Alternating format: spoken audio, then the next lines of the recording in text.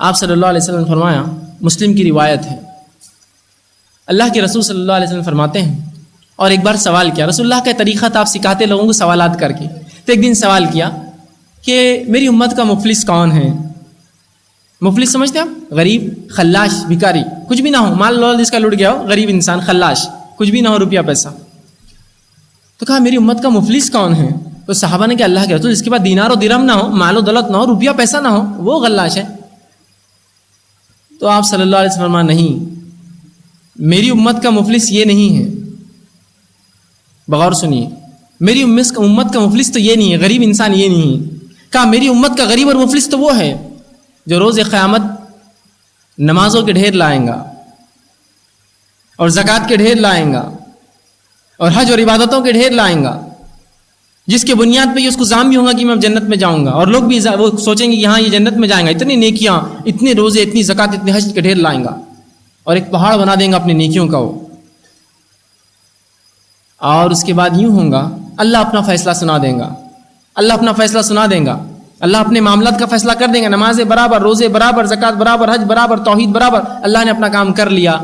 اب وہ جنت کی امید کر کے جنت کی طرف بڑھ رہا ہوں گا، مجمع میں سے جو پیچھے حساب کتاب کے لوگ کھڑے ہوں گے، ایک شخص چلانا کہیں گا اے اللہ اس نے میرا حق مارا تھا، میرا روپیہ لے کر ایک بار ڈبایا تھا، کوئی کہیں گا اللہ اس نے گالی دی تھی، اللہ کہیں گا ایسا ہے ٹھیک ہے، فرشتوں سے کہا جائے گا اس کی نیکیاں لے کے جن کا حق مارا تھا دے دی جائے، ٹرانسفر کر دی جائے، فرشتے نیکیاں لے کر ان کو دیتے جائیں گے، لوگوں کی ایک صف آتی جائیں گے، قطار در قطار لوگ آتے جائیں گے، اپنے حقوق مانگتے رہیں گے۔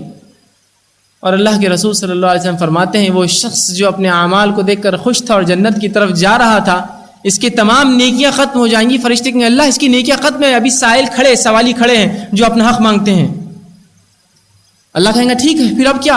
اللہ کہیں گا اب ان لوگوں کی جو ابھی قطاروں میں کھڑے ہیں ان کے گناہ اس کے سر پہ ڈالو، اور رسول اللہ فرماتے ہیں اس کے بعد وہ شرمندہ کر کے اپنے منہ کے بل گھسیٹ کے جہنم میں پھینک دیا جائیں گا۔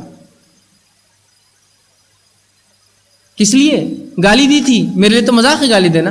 کس لیے حق مارا تھا؟ میرے لیے تو مذاق ہے حق مارنا۔ کس لیے کہ میں نے پڑوسیوں کو تکلیف دی تھی؟ میرے لیے تو عام بات ہے تکلیف دینا۔ کس لیے کہ میں نے کسی کا روپیہ ڈبا دیا؟ میرے لیے تو عام بات تھی روپیہ ڈبانا۔ پھر کر لیجئے کتنے حج اور کر لیجئے کتنی نمازیں اور کر لیجئے جو کرنا ہے، یہ کام نہیں آئیں گا۔ اللہ کا حق بھی اہم ہے، بندوں کا حق بھی ہے، جو اللہ کا حق دے رہے بندوں کا کیوں چھوڑتے ہو پھر؟ اور جو بندوں کا حق ادا کر رہے تو اللہ کا حق بھی ادا کرو بھائی۔ تو بندوں کی حق کی حقیقت میں سمجھ رہے وہ مفلس ہے، اور یقیناً اس امت کا ہی مفلس ہے۔ اس سے زیادہ مفلس کون ہو سکتا ہے اور غریب کون ہو سکتا ہے جو جنت کی طرف جا رہا اور جہنم میں ڈال دیا جائے؟ صحیح کہا آپ نے کہ مفلس ہے میری امت کا وہ، خلاش اور بھکاری ہے اس امت کا وہ۔ تو کس بنیاد پر وہ جہنم میں جا رہا تھا؟ حقوق العباد مارے تھے، جس کو ہم نے مذاق سمجھا ہے، ہاں مار دو، ارے اس کو تکلیف ہو رہی میری گاڑی سے، رہنے دو، اپنے کو تو نہیں ہو رہی ہے نا، اس کو ہو رہی ہونے تو اپنے کیا کرنا ہے۔ یہ حقوق العباد یاد رکھیے، روز قیامت بہت سخت چیز بنیں گے، بہت سخت چیز۔ آئیے اور ایک مثال سن لیجیے۔